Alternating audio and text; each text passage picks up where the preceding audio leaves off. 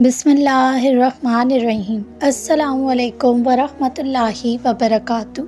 سورہ یوسف پڑھنے سے میرا نصیب بدل گیا۔ ناظرین، اس ویڈیو کو شروع سے آخر تک ضرور دیکھیے گا۔ سورہ یوسف اور تہجد پڑھنے سے زندگی ہی بدل گئی اور ہوئے معجزے۔ دعاؤں کا مسلسل آپ کے لبوں کی تسبیح بن جانا اللہ کی طرف سے آپ کے لیے ایک اشارہ ہے۔ دعائیں مانگتے رہیے، اللہ کو آپ کے ہاتھوں کی لاج رکھنا آتا ہے، اور اللہ یوں دعاؤں کے ذریعے آپ کو آپ کی من پسند چیز سے ملوا دیتا ہے، جس کی وجہ سے آپ کو سکون نہیں آتا اور جس کی وجہ سے آپ رات کو سو نہیں پاتے۔ یہ ان کے ہی فیصلے ہیں کہ کیسے آپ کو اپنے قریب لے کر آنا ہے اور آپ کو دعاؤں کی قبولیت عطا فرمانی ہے۔ ایک لڑکی جس نے سوچا بھی نہیں تھا کہ اس کی دعا 2 ہفتوں میں قبول ہوگی اور اللہ اس کے لیے معجزے کریں گے۔ اس کی زندگی بہت مشکل وقت سے گزر رہی تھی۔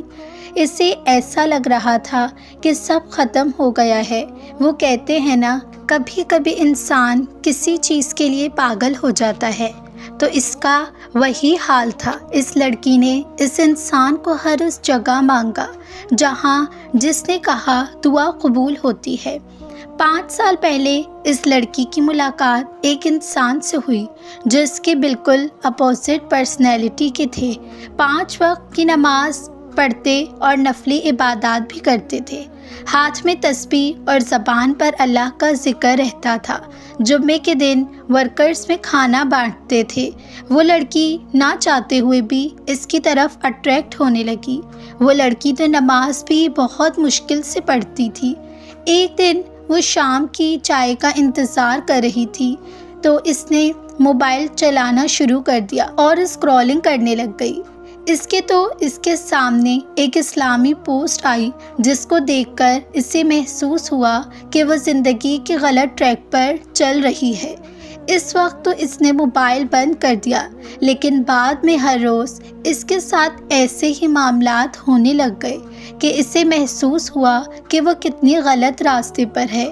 اس بارے میں اس نے اپنی دوست سے بات کی اور اس کو سب بتایا، تو اس کی دوست نے کہا کہ مجھے لگتا ہے کہ تم کسی پریشانی میں ہو اور تمہارا دل کسی کے لیے نرم ہو رہا ہے۔ تو اس نے اس کی بات کو اگنور کیا، لیکن یہ بات بار بار اس کے دل میں آتی تھی۔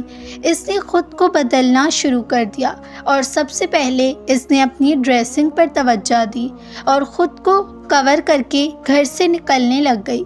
اس لڑکی کے ارد گرد کے لوگ اسے دیکھ کر حیران تھے کہ یہ کیسے ایک دم سے بدل گئی ہے۔ کچھ دن کے بعد اسے پتہ چلا کہ وہ شخص نوکری سے ریزائن کر رہے ہیں، تو اس نے اس سے پوچھا کہ آپ نوکری کیوں چھوڑ رہے ہیں؟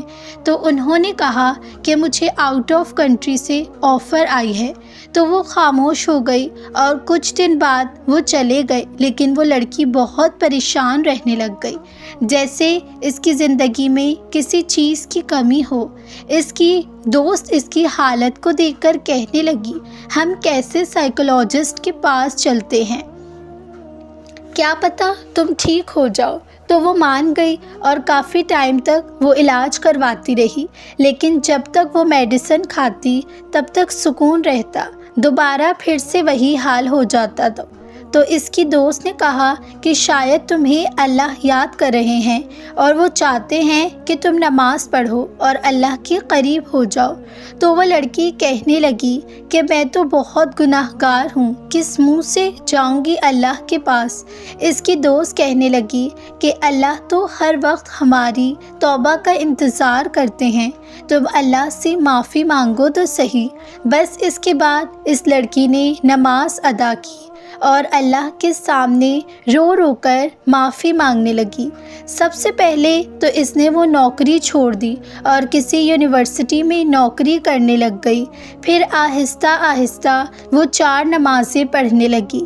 فجر کی نماز رہ جاتی تھی، لیکن کوشش کے بعد وہ فجر بھی ادا کرنے لگی۔ اب وہ 5 وقت کی نماز ادا کرنے لگ گئی تھی۔ ایک دن وہ مغرب کی نماز پڑھ رہی تھی کہ سورہ واقعہ پڑھ رہی تھی۔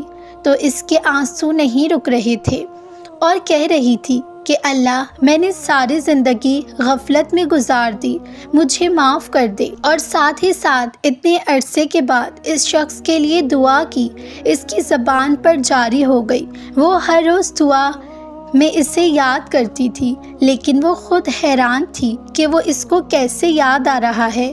وہ اب تہجد کو اپنی زندگی میں شامل کرنے کی کوشش کر رہی تھی۔ وہ تہجد کی ٹائمنگ پر سرچ کر رہی تھی تو ایک ویڈیو سامنے آ گئی جس میں سورہ یوسف کے بارے میں آیا کہ سورہ یوسف پڑھنے سے سب کچھ مل جاتا ہے۔ تو بس اس لڑکی نے سورہ یوسف اور تہجد کو اپنی زندگی کا حصہ بنا لیا اور وہ بالکل بدل گئی۔ ایک دن اچانک سے اس شخص کا میسج آیا کہ مجھے پتہ چلا ہے کہ آپ نے نوکری چھوڑ دی ہے، میں اب واپس آ رہا ہوں، تو میں اپنے گھر والوں کو آپ کے گھر بھیجنا چاہتا ہوں۔ مجھے یہ بھی نہیں پتا کہ آپ یہ میسج پڑھیں گی کہ نہیں، لیکن اگر پڑھیں تو ہاں یا نہ میں جواب ضرور دیجیے گا۔ وہ بہت حیران ہوئی اور اس نے وہ میسج اپنی دوست کو بتایا تو اس نے کہا کہ اب مجھے سب سمجھ آ رہی ہے کہ اللہ نے تمہیں اس انسان کے قابل بنانا تھا، اس لیے تمہیں اس آزمائش سے گزارا۔ دوست نے مشورہ دیا کہ تم ہاں کر دو تو اس نے ہاں کر دی۔ کچھ دن بعد اس لڑکے کی فیملی آئی اور بات پکی ہوئی۔ اس لڑکے کی امی کا تو بس نہیں چل رہا تھا، وہ تو اس کو ساتھ ہی لے کر جاتی۔ اللہ نے اس لڑکی کو بہترین عطا کرنے کے لیے پہلے اس سے بہترین بنایا۔ اب وہ اس انسان کے ساتھ بہت خوش ہے۔ اگر آپ چاہتے ہیں کہ اللہ آپ کو بہترین عطا فرمائے تو سب سے پہلے آپ کو خود کو بہترین بنانا ہوگا، اور دعاؤں کی قبولیت کے لیے سب سے پہلے خود کو گناہوں سے دور رکھنے کی کوشش کریں، کیونکہ ہمارے گناہ ہی دعاؤں کی قبولیت میں سب سے بڑی رکاوٹ بنتے ہیں۔ دعا کی طاقت، یقین کا سفر۔ جو اللہ سے مانگتا ہے وہ کبھی خالی ہاتھ نہیں لوٹتا۔ کبھی سوچا ہے جب تم دل سے مانگتے ہو نا، اللہ تمہاری دعا سنتے ہیں۔ بس یقین رکھو جو تمہارا ہے اللہ ضرور تم تک پہنچا دیں گے۔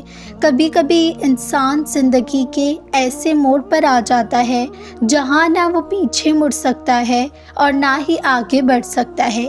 کبھی کبھی کچھ ایسے لوگ زندگی میں آ جاتے ہیں جو چند لمحوں کا سکون اور خوشیاں دے کر پھر ایسے غم دے جاتے ہیں کہ انسان کی ساری خوشیاں تباہ و برباد ہو جاتی ہیں۔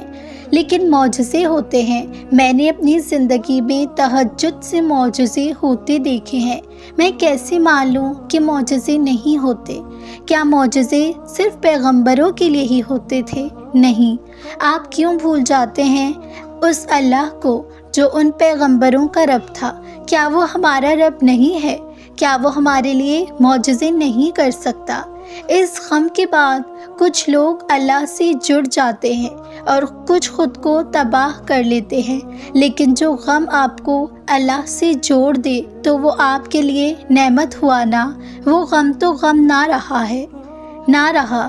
جو بھی یہ ویڈیو دیکھ رہے ہیں ان میں سے ایک بھی لفظ جھوٹ نہیں ہوتا، یہ ساری کہانیاں سچی ہوتی ہیں۔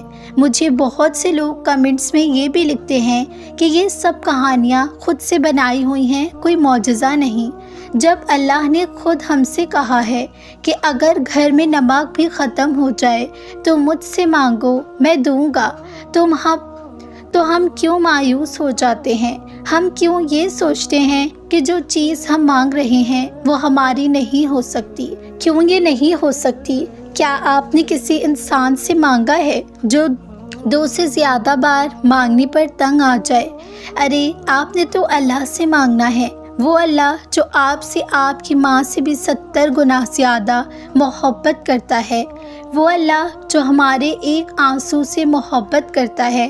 آپ کو کیا لگتا ہے کہ اللہ کی عبادت کے لیے یہ ساری مخلوق کم ہے جو آپ کی ضرورت پڑے گی اللہ کو؟ اللہ کی عبادت کے لیے تو بے شمار مخلوقات ہیں، لیکن اللہ صرف یہ چاہتا ہے کہ ہم اس سے محبت کریں، اس سے مانگیں اور وہ ہمیں عطا کر دے۔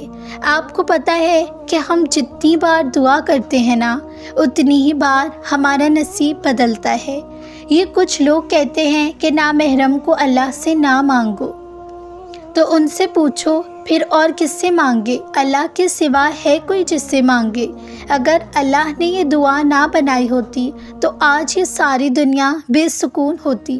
ٹھیک ہے، نامحرم سے تعلق رکھنا حرام ہے، لیکن ہم تو حرام کو حلال بنانے کے لیے ہی مانگ رہے ہیں کہ وہ ہمیں ملے ہمارا محرم بن کر۔ ہاں، جو لوگ اس طرح سے دعا کرتے ہیں کہ وہ ہمارے ساتھ ریلیشن شپ میں آ جائے تو وہ غلط ہے، وہ حرام مانگ رہے ہوتے ہیں۔ لیکن آپ مانگیں اس کو بس اس طرح سے، یا اللہ اسے میرا محرم بنا کر، میرے حق میں بہتر بنا کر، میری رضا، اپنی رضا شامل کر کے میرے نصیب میں لکھ دے۔ کہتے ہیں کہ جب نیت نکاح کی ہو تو اللہ بھی مدد کرتا ہے، مگر شرط یہ ہے کہ گناہ نہ ہو۔ جب ہم دعا کرتے ہیں نا تو اللہ ہمیں قبولیت کی بہت سی نشانیاں دکھاتا ہے، لیکن اگر ہم ان نشانیوں کو سمجھ نہیں پاتے، قبولیت کی سب سے بڑی نشانی تو یہ ہے کہ نہ ہمارا دل اس دعا کو بھولتا ہے اور نہ ہی ہماری زبان اس دعا کو مانگنا چھوڑتی ہے۔ بار بار وہی دعا ہماری زبان پہ جاری ہو جاتی ہے۔ جب ہم دعا کی قبولیت کے سب سے زیادہ قریب ہوتے ہیں تو اس وقت ہمارے دل میں اکثر یہ خیالات آنے لگتے ہیں کہ اگر دعا قبول نہ ہوئی تو کیا ہوگا، اگر وہ چیز نہ ملی تو کیا ہوگا۔ اگر آپ کے ذہن میں بھی کچھ ایسا آتا ہے تو پریشان نہ ہوں بلکہ خوش ہو جائیں، کیونکہ یہ اس بات کی علامت ہے کہ آپ اپنی دعا کی قبولیت کی قریب تر آ چکے ہیں۔ اپنا تعلق رب سے اتنا مضبوط بنائیں کہ آپ کو کسی چیز کا ڈر نہ ہو۔ اگر وہ چیز آپ کی ہے جو آپ مانگ رہے ہیں تو وہ آپ کو ہی مل جائے گی، لیکن اگر وہ بہتر نہیں ہے تو اللہ آپ کا دل بدل دے گا اور خود بخود آپ کو سکون مل جائے گا۔ لیکن اگر دل بھی نہیں بدل رہا اور دعا بھی نہیں بدل رہی تو سمجھ لیجئے کہ آپ کو وہی ملنے والا ہے جو آپ مانگ رہے ہیں، کیونکہ اگر اللہ نے نہ دینا ہوتا تو وہ آپ کا دل بھی بدل سکتا تھا۔ بس سب سے پہلے اپنے آپ کو اپنی گناہوں کی توبہ کریں۔ ہم انسان ہیں، گناہ کر بیٹھتے ہیں، لیکن آپ ہر وہ وقت معافی مانگیں، کیونکہ قبولیت میں سب سے بڑی رکاوٹ ہمارے گناہ میں ہی ہوتی ہے۔ اس لیے ہر وقت کوشش کریں کہ گناہ سے بچیں۔ امید کرتی ہوں کہ میری ان باتوں کا آپ پر کچھ اثر ہو جائے اور آپ جو اتنے بے سکون ہیں آپ یہ بات سمجھ جائیں کہ اللہ سے نا امید نہیں ہونا۔ اللہ سے مانگے اور کہیے کہ اے اللہ، آپ سے مانگنا ہے اور آپ ہی سے لینا ہے، اور کون ہے جو دے گا؟ بس خود کو اللہ کے قریب کر لیجیے۔ آخر میں کہنا چاہوں گی کہ معجزے ہوتے ہیں اور میں نے اپنی آنکھوں سے معجزے ہوتے دیکھے ہیں۔ مجھے بہت سے میسیجز آتے ہیں ان لوگوں کے جو پریشان ہوتے ہیں، مجھے ان سے امید ہے، ان لوگوں کے جو پریشان ہوتے ہیں، مجھے امید ہے کہ ان سب کی باتوں سے انہیں بھی سکون مل جائے گا۔ ناظرین، امید کرتی ہوں آپ کو آج کی ویڈیو اچھی لگی ہوگی۔ اگر اچھی لگی ہے تو میرے چینل کو ضرور سبسکرائب کیجیے، برابر میں دیے گئے بیل بٹن کو بھی پریس کر لیجیے تاکہ میری ہر نئی آنے والی ویڈیو کا نوٹیفیکیشن آپ تک ضرور پہنچے۔ جزاک اللہ خیرن۔